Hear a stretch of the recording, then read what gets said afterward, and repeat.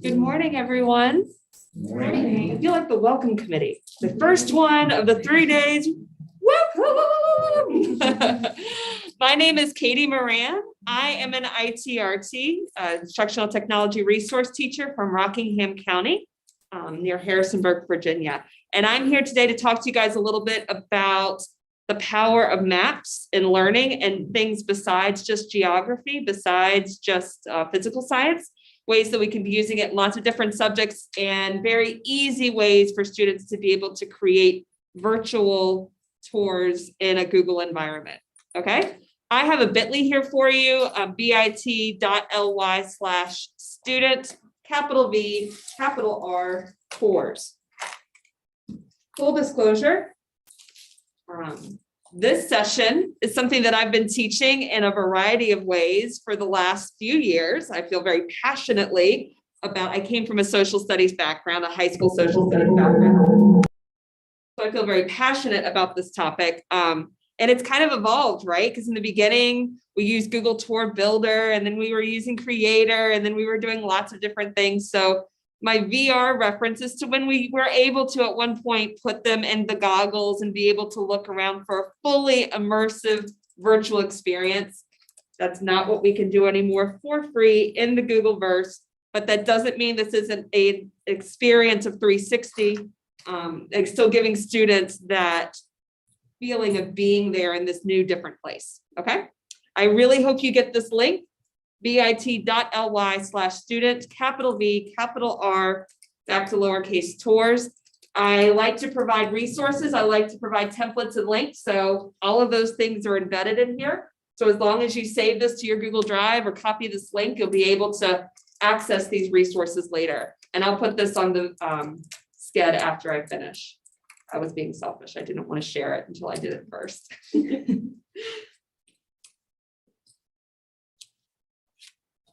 So I hope I'm preaching to the choir here, but on the off chance I can just step on my soapbox for a hot second.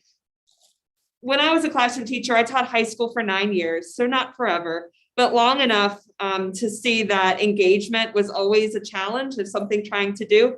And I worked with students in a district that didn't leave Rockingham County. Where I was teaching, the high school I was from, most of them were going to live in the holler most of their life. They were going to stay right there in the county. They might not even make it to the other side of the county. So as a world history teacher, getting them to understand concepts that are so absolutely foreign to Western Virginia lifestyle, it really made it an experience to take them out of the classroom and to put them in a place, because seeing is believing and it's better understanding. And now in my new role as a ITRT, working outside of social studies, I see that mapping is so much more important to just a geography or just a world history classroom, that it applies in a multitude of ways. I also believe very strongly in student-led work. I believe very strongly that students are the drivers of their learning, and that although it is possible for me as a teacher to create a tour to show them, it is much more powerful in a multitude of ways to let students tell their own story of learning. This is very easily a end of unit activity or along the way activity, project-based learning of inquiry. As we've been learning these things, can you find these things out in the real world? Can you find examples, bring them back to me and take me on a tour of what you've learned? Show me about the things that you've understood. So my purpose here today is to talk about how students can create this.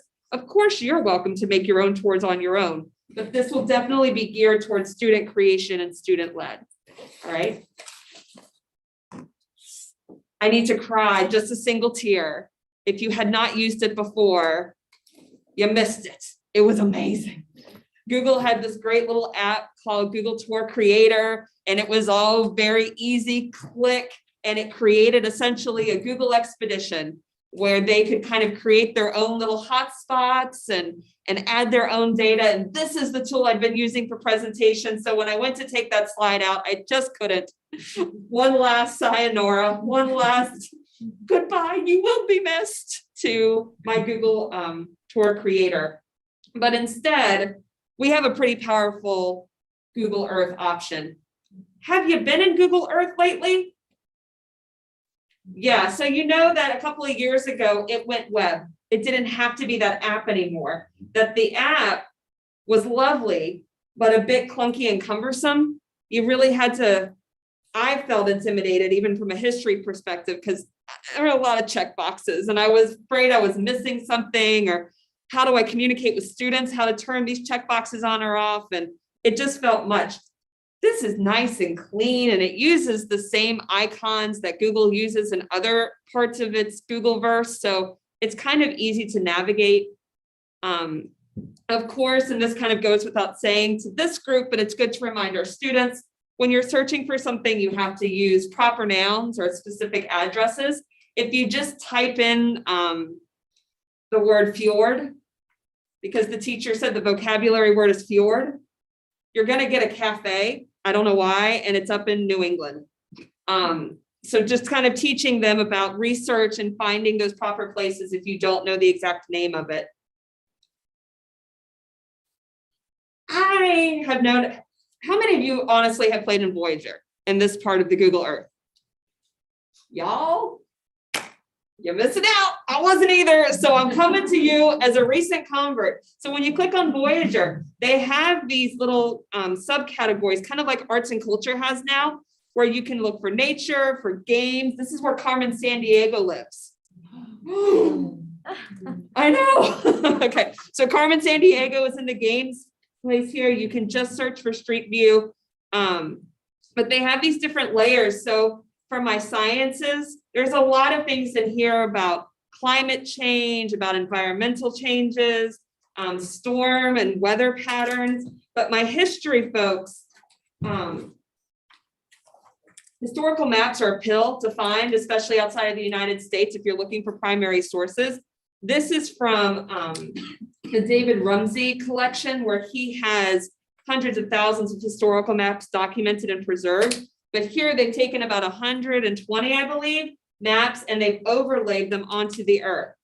Y'all, this is awesome. So for my age of exploration and looking at map projections,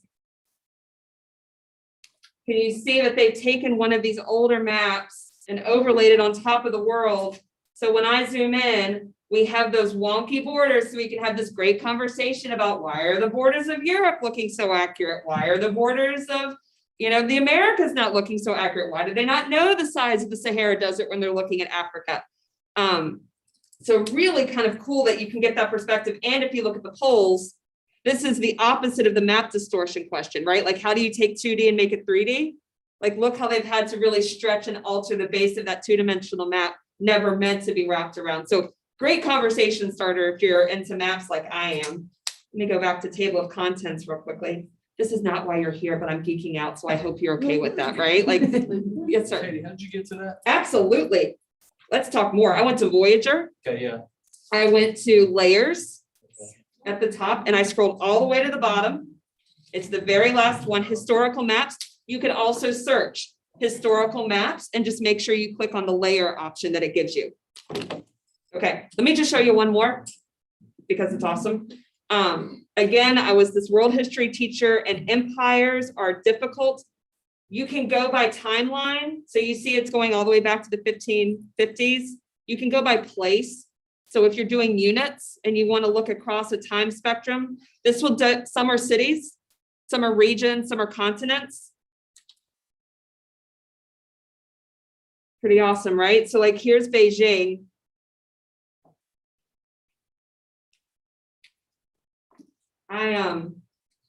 I can't read Chinese. So this map would not be terribly helpful to me, but because it's Google, I get that super zoom in, right? With the clarity of being able to see this primary source up close and personal. Y'all, it gets better. So if I click right here, hide map overlay, I can see the real Earth underneath of it. So you can have your kids kind of flipping and flopping back and forth between the earlier time period to the more modern time period. And here, you can, they do have the words. It does tell you what it is. So I can tell you, oh, maybe I turned that layer off. I just turned a bunch of things off earlier, but this would tell me hidden temple and things like that. So I can turn it back on. You can do a great comparison. What's changed? What hasn't? Want to guess why? And do some kind of cultural geography and kind of learn a little bit about the area. And again, because it's Google Earth, if I click on my Pegman, I didn't name him. That sounds like something I would do, but I didn't. Google named him. His name's Pegman. And when he's yellow like this, you can pick him up and drag and drop him anywhere on a blue dot or a blue line. Phew. And he flies through the old and into the new. You tell me a kid that's not engaged by that. That's the coolest thing ever. Like, you've got their wide attention, at least for 3 more minutes, right? Yes, sir. No, I'm amazed. Yeah, isn't this like coffee claps for Google Earth and doing this amazing thing? And this is just the maps. They have these for a whole variety of topics. So like I said, if you haven't been in here a while, it's highly worth a look. There's also the I'm feeling lucky, which is kind of a fun beginning of the class, bell ringer, end of class, take some time, whatever you're looking for. You roll the dice and it puts you somewhere in the world and you learn a fun fact. It gives you a nice little knowledge card off to the left. It tells you about it. And then you can, learn more information, zoom in, or keep rolling the dice to keep looking for new and interesting places to learn. So don't forget, Google Earth is more than just search for the world. Okay. All right, so that's my little plug. How are we doing on Zoom? Everybody good? Wonderful. Okay, so because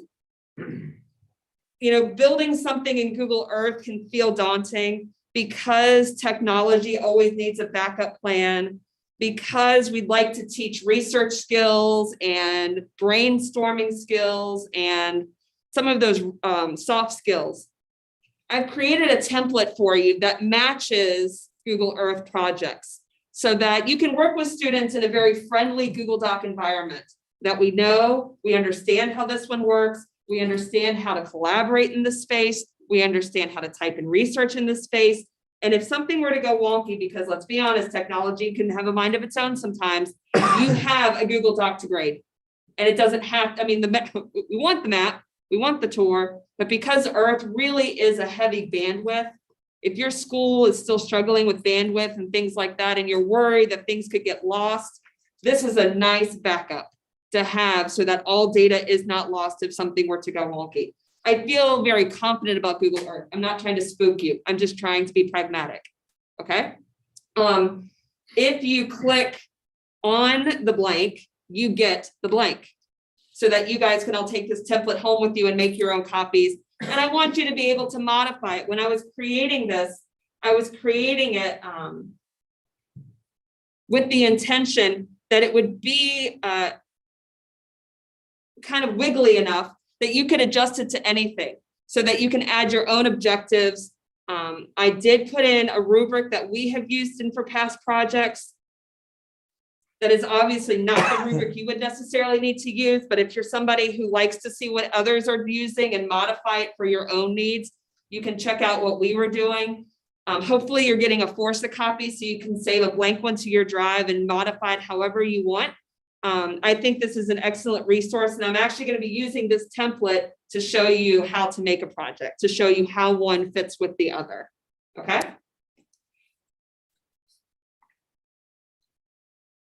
I know I've said it before, but it bears repeating. I don't want this to be seen as something that can only be used in a social studies classroom. Of course, that's my wheelhouse, and MAP just feels so comfortable with social studies and sciences. But let me tell you about a project I did with some EL students. I worked with a teacher every year. This has become a favorite project of hers. She works with immersive English program, very recent students to our country, to our county, and they're working on basic English and just kind of getting into the routine. And one of the projects she loves to do about a third of the way through the school year is students create a tour of their home. Where did you go to school? Where did you like to go to play? Where did you like to go to shop? It's been a very emotional project on the whole spectrum. memories of home. Sometimes are good feelings, sometimes memories of homes are hard feelings, but every single time, these kids are desperate to find the English word because she requires them to use English because she really wants to tell you, or he really wants to tell you about Grandpa's business and how if you come, Grandpa gives you good deal. So, it's a way for them to communicate. So the EL project's been a lot of fun. We've done this with some marketing teachers who were talking about different business districts, and they looked at different marketing and business plans and different business and shopping centers around the world. Sports marketing. She also did sports marketing. They looked at different types of arenas. You could do this with art by going to different museums and going and seeing different architecture. You can do this with sciences. Obviously, I'm going to do a science example today, which shows you that I'm stepping out of my comfort zone. So really, I'm learning with you guys here today. Lit trips were super popular. Are they still popular? Lit trips and being able to kind of take you on a tour of a book. I know this is probably not the greatest example for school age children, but I know when I read some of these, like Dan Brown books or Daniel Silver or whatever, and they go all around the world and they're always talking about the places they're going. I am on Google Earth looking at the stuff while they're describing it because I want to go on the adventure with them. Like, how engaging would that be for a student if you have a very geographically based novel? And biographies, you could tell the story of a person. Where were they born? Where did they go to school? What did they do here, here, and here? We could talk about kind of a 3-paragraph, right? Like main idea, 3 supporting, and a big conclusion. So there's many different ways to incorporate this besides the traditional, where is Russia? Okay. So I'm going to stop doing the sales pitch. I think I sold it. So now I want to show you how I'm doing this. So you guys can follow along, or at least save these resources for later. If you want to follow along with me, that's great. If you're having internet issues, or if I'm going too fast, first of all, ask me to slow down. But second of all, save this so you can go back later. The first one is a sample. This is where I've gone through and I've done my homework and I've done my research on volcanoes, and I'm going to show you how I'm using that template. And the second link is a link to this. It is a tutorial that you can use when you go home and you forget, because these conferences are overwhelming. It's also something that you could modify to give to students so that students can have a resource to check in on. And again, I use the template as part of my tutorial. If you're not going to use the template, I believe that the directions are still clear enough that they would know how to create the project without the template. But I did kind of lean into the system that I'm preparing for you. I do feel an obligation to tell you, have you guys felt the impact of this at all, the Google additional services? Okay, so some of you may not know what I'm talking about, and if you don't and you have access, don't worry about it. But for some folks, if your district did not opt in, have parents opt in to these additional services such as YouTube, Maps, My Maps, Earth, Blogger was one. These are services provided that are not strictly from Google for Education. They come from outside. They're other parts of the Google universe. So they can't promise student privacy, blah, blah, blah, blah, blah. So parents have to opt in to using these. And as of September 1, hard limit, if you didn't ask, they don't get it. Under the age of 18, it's turned off. So another reason that the Google Doc is a beautiful thing, right? Because the student can still create the project and they can still do the work. If a student has had that parent opt in, if that was an option, they could be the group leader and they could just do all the copy and pasting, because the group did the work, the group did the research, the group did the thinking. You'll grade the Google Doc, and then the student who does have access can go in. And even if Google Earth is turned off, they don't have access to Google Earth projects, the way that this is shared, they can still view it in an incognito window. So you still get the benefit of seeing each other's and having that kind of gallery walk. Worst case scenario, you putting it up on the board, but it is shareable. It can be viewed. I'm not trying to trick you by putting this disclaimer 15 minutes in before you could leave. Okay. I feel very, I feel this is a big, powerful tool. And I think the Google Doc supports it for those who do have that kind of a restriction. If you have any questions, although I am a Google certified trainer, I am not an expert on legal anything. So I have links to more information if you want to talk to your IT, or if I've just confused the tar out of you and you don't know what I'm talking about, you can click on those links. Okay. I also have a nice little legend tucked in here of all those little symbols everywhere, which is a nice, PNG that you can download off of this. You can just save the slide as a picture and drop it in your direction somewhere. I thought that was a nice little thing, but it shows you the Voyager and the I'm Lucky and the layers and things like that. It shows you that project icon, which is the map pin on a project.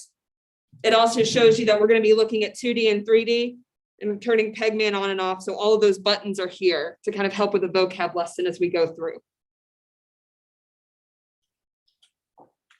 All right, let me get myself situated just a little bit.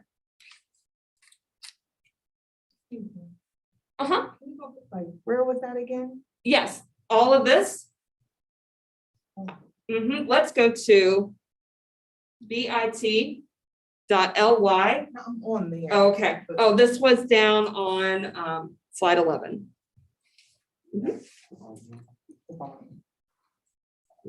Thank you. You're welcome.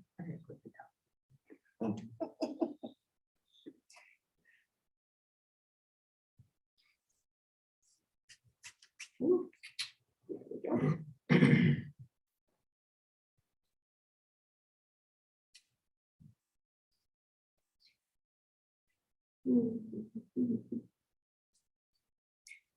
This is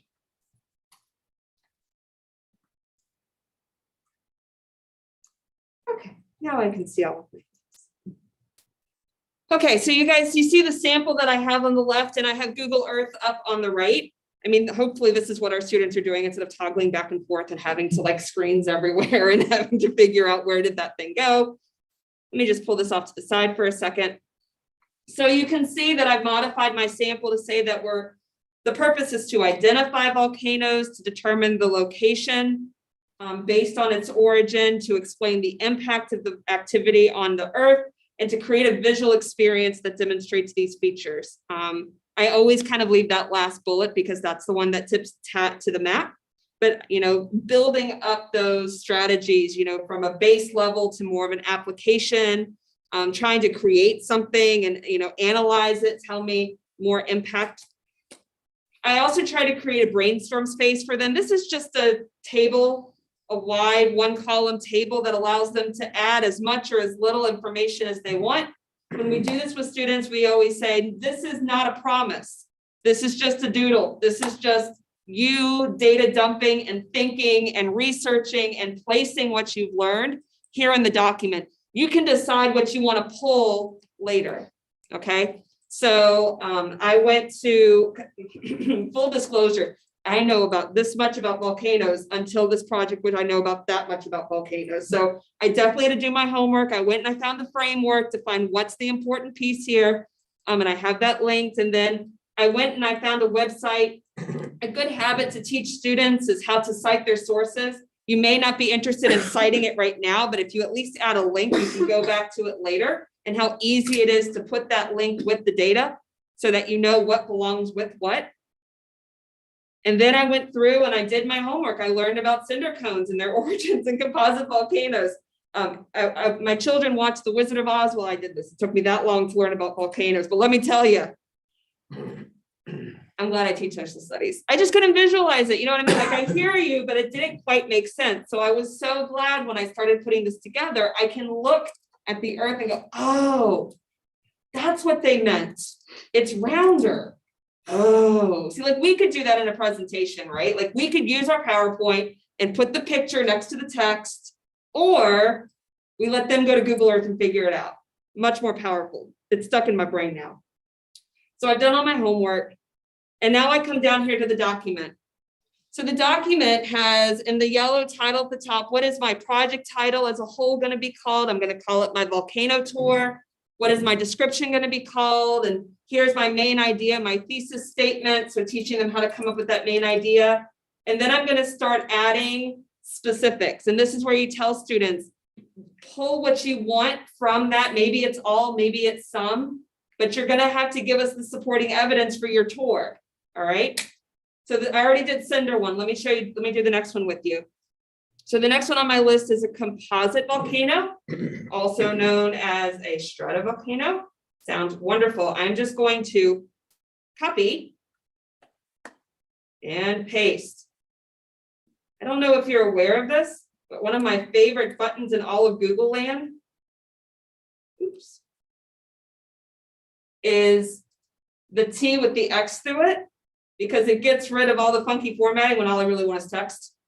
So I can go through and get rid of any kind of bullets that follow along with me. So that's what the title of my place is going to be. In this one, I'm going to show you this kind of volcano. Well, I need a proper noun or a specific name, right? So up here in my research, it said that Mount Fuji in Japan is an example of this. So I'll copy and paste. See how all the hard work's done? This is just neat organization. No big deal. Now I need my place description. This is all the content I learned. This is what I'm getting the grade on. This is the research. This is the stuff that I've learned about this thing. Copy. Paste. Did you really think you were going to come to Vista just to watch a woman do copy and pasting the whole time? I promise it gets better.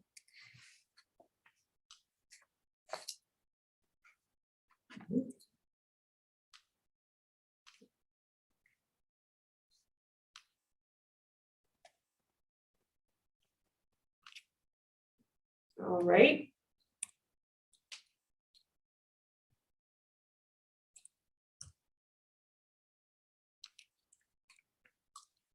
This is part of that digital citizenship. There's so many great sessions this week talking about coding and computer science and digital ethics and, living in a digital world, reinforcing that in a really simple way. All these links that we had up here, I can go and click on that link and I can find the research that I did. I'm going to come to the top and get the whole, like the main one.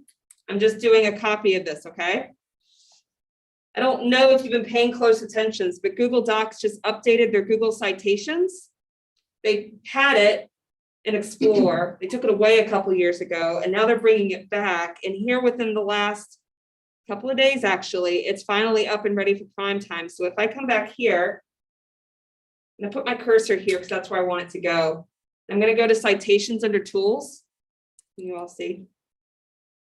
I'm going to go to Citations. And I want to add another one. That's a website. I'm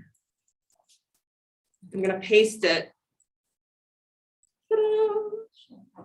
Stop. Stop. So it's yelling at me because there's no title. Yes. Can you do that again? Yes, sure can. Yep. This is why we came to your session. This is why you came. It had nothing to do with maps. Are you ready? Got your phones ready? Here we go. I'm going to put my cursor where I want this to go. I'm going to go to Tools and Citations. See, it doesn't even say new. It should. You can tell it what kind you want. I'd like to add another one. These are all of my options. Anybody else thinking about their MLA book right now? Yep. Kids don't know how easy they have it. I'm going to paste my website title in and click search. Now it doesn't like that it can't find the title. It found the article title, but it doesn't know the title of this. I don't blame it. I couldn't really find it either. So I'm going to go ahead and click continue to keep all that stuff. If I click cite manually, it deletes all of it and lets me do everything from scratch. I don't want that. So I clicked continue, the big blue button. Okay. And then I can go in here and add a title, and it's the geological survey. Sure. Good title for me. Okay. Use citation. There it is. Now I can just copy and paste this because this is what I want for this project, because I want to put that citation into Earth. I don't want the little footnote. I don't want the abbreviated version. So I will just copy and paste that over here. However, if this was a paper, since I seem to have your undivided attention about citations, if you click on cite, I don't know, can you see that? it put like a little parentheses, the citation that would go at the end of the paragraph. And then all I have to do when I'm ready, again, if this was a paper and not just a template for Google Earth, but if I come back to those tools and those citations, see how they're all sitting there waiting patiently for me? I can click insert works cited and it adds a page at the bottom. So much time. I mean, I didn't do it. Yeah. I'm just the messenger. I guess I'm not getting shot this time. The messenger's not getting shot here. Okay. All right. I am gonna take this out for duplicate purpose. And I will take this off because I was putting in it. Next. So up at the top here, one of the things I really like is that what we're essentially creating is what's this Hong Kong thing here. It's called a knowledge card, right? So like where it says Hong Kong Jockey Club, mine's gonna say Composite Volcanoes, AKA stratovolcanoes, okay? And where it says sports venue and this is one of the two race horses, that's where my document goes. But you get the picture at the top if you want, which I feel like adds to what we're doing is making it more visual. So right up here, it says photos and videos to add. You can have links ready to go. So you can copy and paste those links in. See how it's just easy, copy and paste. This is the heavy lifting right here. This is the hard part. But I've also linked Pixabay, which is a public domain place to go and get some photos so that students don't have to worry about citing their source here. They might have to get a little creative. It might not be the mountain of their choice, but can you find me a composite? Can you apply what you've learned and find a photo that matches the definition, even if it's not Mount Fuji itself? But to be fair, y'all, on a Sunday morning, first thing up, I throw myself a softball by using Mount Fuji. There are photos of those. And now I can click and decide which one I would like to add. You may add multiple photos and videos. You do not have to limit yourself to one. So if you wanted a volcano picture from the ground, if you wanted to find an aerial view, if you wanted to do a photo and a video, you can do all of that. So what I'll do is I'll just come and click on my picture, do a little right click, copy my image address, and paste. So far, so good. And you can do the same thing with YouTube. Please forgive me that you didn't watch me search this one, but YouTube's been a little finicky with me this morning. So I went ahead and I searched, but when I search for videos, I could probably find I always type on the word kids to the end of it, even when I'm teaching 18-year-olds, because it just kind of does a great job of breaking it down. Composite volcanoes for kids. Mount Fuji for kids. And this time I'm doing Mount Fuji and I'm attaching VR and 360. Because again, this is supposed to be an immersive experience and I want them to be able to see it from all angles. So are there any videos that are cool that the kids can access that will show them in a 360 view what I'm looking for? To be honest, volcano, not so much. The mountain, it's gorgeous. I got a ton of 360 of those, but I couldn't find one that was highlighting some of the features that it wanted to show. So let's say I pick this one, 32 seconds, that's about their attention span anyway. And so that I can come in here, click to share, copy, and copy. Okay? So I'm done, or at least for this row. Think about this on a timeline for how much class time you have to give. A lot of us don't have an hour and a half to add into our very busy schedule, but think about it chunks. What if at the end of every lesson, you ask them to go to the brainstorm and write down what they learned today? Here's what we talked about today. Can you find a couple of links that talk about it too? Can you write down a takeaway? So then by the end of your unit, they've already done all their brainstorming. It's just copy and paste. This really kind of helps to break it down. If you think about it in chunks, it's teaching them how to think and prepare in chunks. Okay. It's giving them a great strategy for when they have to do things on their own. So now I'm ready for Earth. So I'm just going to scoot this over. I see I have 2 questions in the chat. Are we okay? They're just links. Okay, thank you so much for sharing those. I appreciate it. So I'm going to kind of go back to my default by clicking on that menu option and nope. Okay, that's cool. We can look at that too. So when you're in here and you first go to earth.google.com, it'll have the world spinning as your start. I would like to make a project. Remember, folks, all of the directions I'm showing you are listed in that tutorial, okay? So I'm gonna come over here and I'm gonna click on this projects icon. That's pen mark with like a little square underneath of it. If you're a really awesome sauce and you have a KLM file, if you know what that means, this is where you would upload it. If you are on my level, we're just gonna create, we're not gonna start and import anything like that. It lives in Google Drive, y'all, it's all friendly. So like if they lose it, they don't know where it is, it's in Google Drive. It shares like Google Drive stuff shares. That's nice. Okay. Okay, so this is where the template comes in. So here's my project title, and I know I've made it small, so I'm gonna use my eyeballs if that's okay. I'm gonna copy, paste, already done the hard work. I don't have to think about it again. This is the fun day. This is what you do after the test or, you know, when there's other things going on. All right, so I've taken the pieces at the top and I've added my title and I've added my description. Now I'm gonna add my first feature. My first feature is a cinder cone. I'm going to search to add that place. I already told myself where to search. Copy, paste.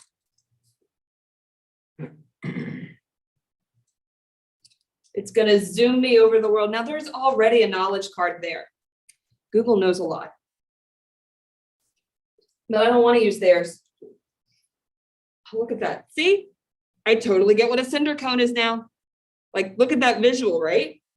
I can center it how I want. I'm going to click add to project. Also know an additional option is to click this little icon down here. That's how to manually add something. So let's say you search and you search and you search and it's not coming up, but you know it's that spot, like that's the spot you want. You can just click this pin to add a place mark wherever you manually want to add one. You don't have to go by their rules. But I am this time. I'm going to click add to project. Google is super duper helpful. Sometimes a bit extra helpful. I don't want your knowledge. I want my knowledge. Okay. So I'm going to say I want to replace what Google's got. And now it's my template. Okay. So the title would be Cinder Cone Volcanoes.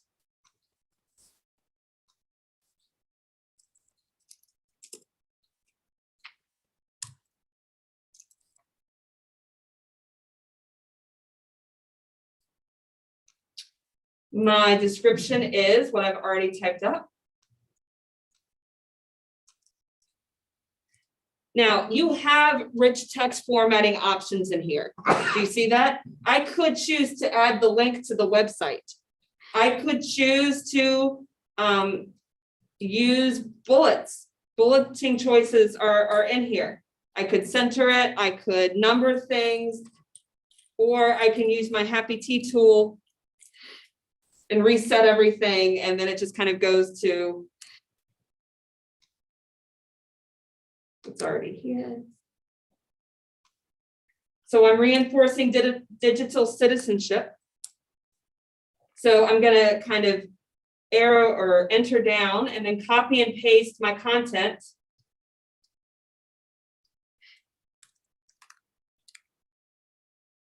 And now you've added the citation for the research you've done to the bottom of your text box. So those two columns would fit in that one space, okay? The next thing is our photos. So I click on the photo option up here. If I had, you recognize these choices from other Google things, right? So I could upload if I had a picture on my desktop.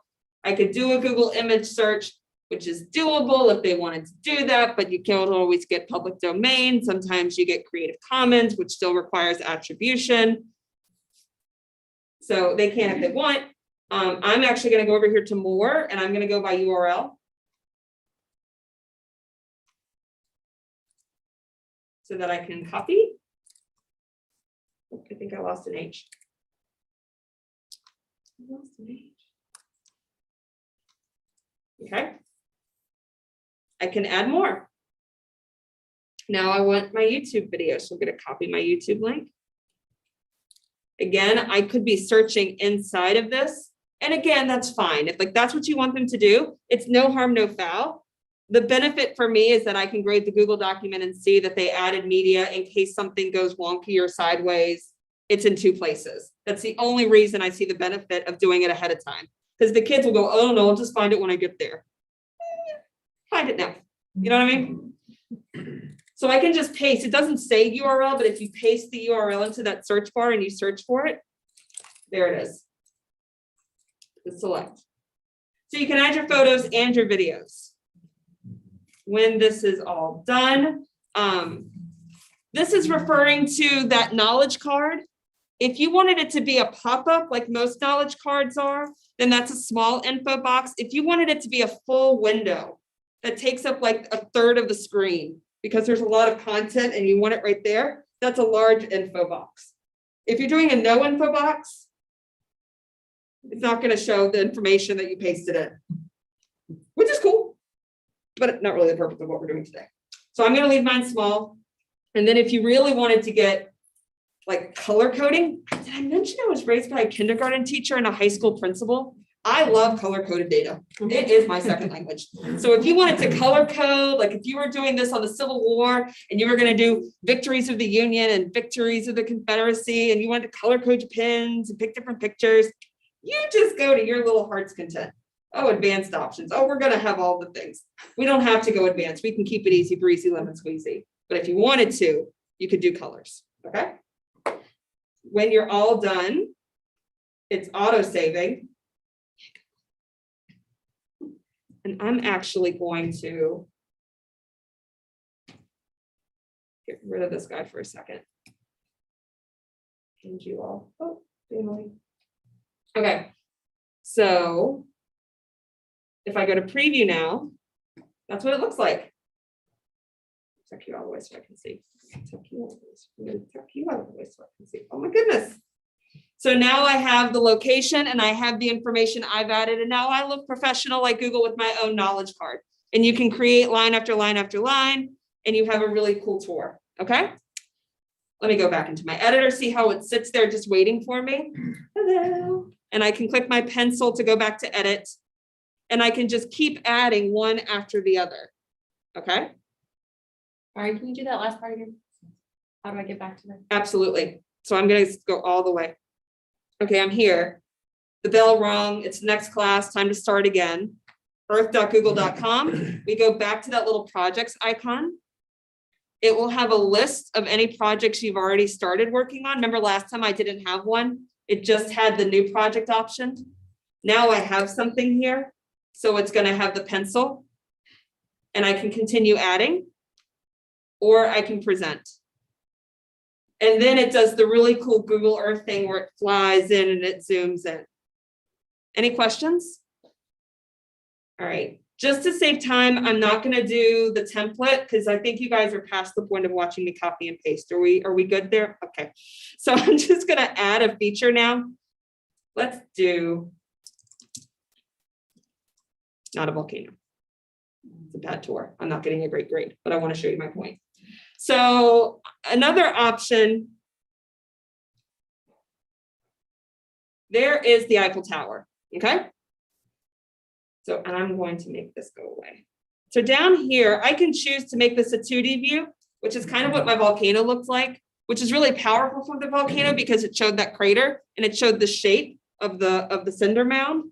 But for the Eiffel Tower, I don't want that. That's not the purpose. So I can click on 3D, and if you use, wait for it, it's the command. I can kind of pull that view bit.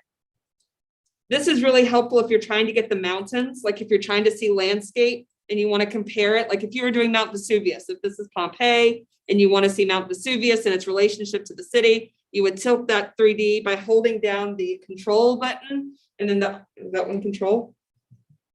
Yep. And then the option button lets you kind of zoom around so that you can move. So holding down control or option, and this is me on a Mac.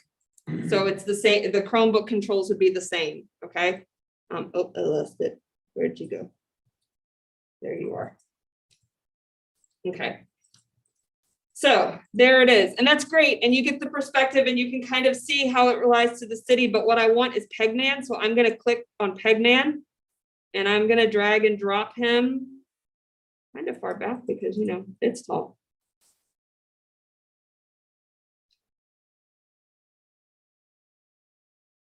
And I'm going to center it so that I see the Eiffel Tower. And then now do you see that this button in the bottom left-hand corner has changed? It's not just the add place mark, it's add this view to the place mark. So this will zoom them not just to the map, but down into that street level so that when they click on it to see, they see 360. And then they can zoom around and look around and that kind of a thing. So, and now I can add my details. See how it's not prompting me with Google stuff? I manually added the site. I didn't add to project. I manually did. So I have to type in everything here. Great info here. So now, when I go to present my project, it's going to take me all the way out. Zoom me in to see that 2D cinder cone that I wanted. And I can click through my pictures and my videos and see the content, see how those links are active. So if you added other links, link to a Google slide presentation they had made, link to a document they've been typing, links to lots of different things are there. And then I can click on the arrow and it will pick me up and take me to the next spot. Small plug from a world geography teacher, learning about the distance between different places, things that are close together versus far away, and see how it just beautifully drops me right where I'm supposed to be with my information. Like, I know you're like student-based stuff, but like with town stuff, they have like, this is like teacher make it scavenger hunt on Google Earth of food. Now you know your places of going as well. Yeah. So like the content that they need to know is already in the card, but then they physically see it instead of just a flat piece of paper on the, Mm-hmm. or a PowerPoint. Yeah. Do you guys have any questions? One last step, probably the most important, collaboration. Okay, so do you see my guy up here in the top? My share button. So I can share this and I can collaborate with my classmates so that we can work together to build this. You would add specific people and of course, make sure that they have editors access. If you wanted to give this to your classmates to view, then they would change it to anybody in my school district with the link can view, and they would get that copy link. So this copy link is what we put into Google Classroom, Schoology, Canvas, Padlet.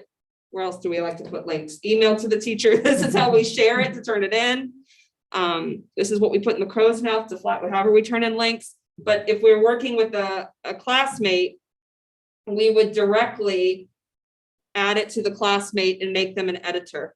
So I'm going to give my friend Bethany a surprise this morning and make her the editor of my map. Okay. May I also, if you don't already do this, it's a great workflow for your students to automatically share this with you as an editor so you can watch their progress and don't have to wait for the final product. If you're not already using that workflow in Google Land, it's great to already be an editor so you can check in and see how many pens we have and where we're at. But again, if you're using a Google document, if you're using the template, you might already have access to their progress. This is just the enrichment, the extra, the really important learning part, because this is when you see the world. I'm not trying to downplay it, but you know what I mean. Okay. So in conclusion. I have a question. Uh-huh. If we have a bunch of students share them with us, will they show up under our projects or will we No, just? no, it's just a link. Okay, good. Yes. Let's go back.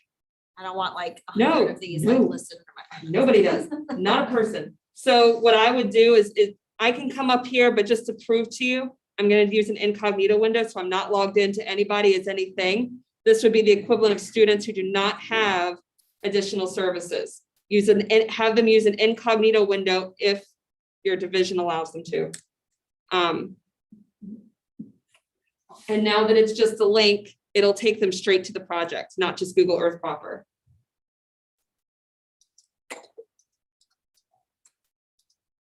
This project is not public because I shared it to anybody in Rockingham County. But if I was logged in and not incognito, question. Mhm. If you're trying to collect these as like pushing it out to parents or other people to take the tours, do students have the access to make them public, or do you as the teacher have to take control and make them public so that people outside the district could view the tours? That's a great question. That's also often something that's controlled by the Google admin in your district. I do know that in our district, that is, a lot of these are locked into domain. So you can make a copy of the project. Or have them as an editor. If you're the editor, this is another benefit of that. Then you can go in and change it to anybody with the link, because you would have that access. Yeah. This would be a really cool way to do. I mean, I don't want to fall down a tangent, but if you're already familiar with 360 media and taking photos like with a Ricoh Theta or some other 360 cameras, and it's giving you that option to upload, like you could pin your school and have a picture you took of your school in 360 with your kids standing in a circle. I mean, like, it doesn't just have to be what's available on the internet. You can make your own virtual tour. Did I just make the wheel spin a bit? A little bit, yeah. I've got a great website. We used to teach, my coworker Cindy Fellows and I. We spent a couple of years teaching about how to incorporate 360 photo and video media and how to take that media. I've got a great website I can share with you if you're interested in learning more about that.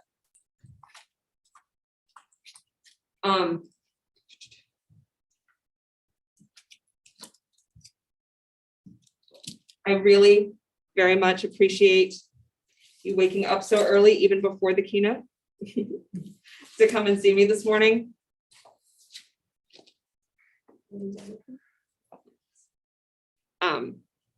Thank you so much for joining me this morning. I appreciate your energy. I appreciate your smiles and your excitement, because I feel like you're just as excited about this as I am. There may or may not be a feedback with SCED, I'm not sure, but I do want to continue teaching about this kind of topic. So if you have a second before you leave, if you could go to my feedback survey and fill it out, giving me some concrete criticisms and things to use next time, because I do pay attention and I do evolve these, and I would love to keep sharing the good word of Google Earth and how to get students out in the world. Thank you guys so much.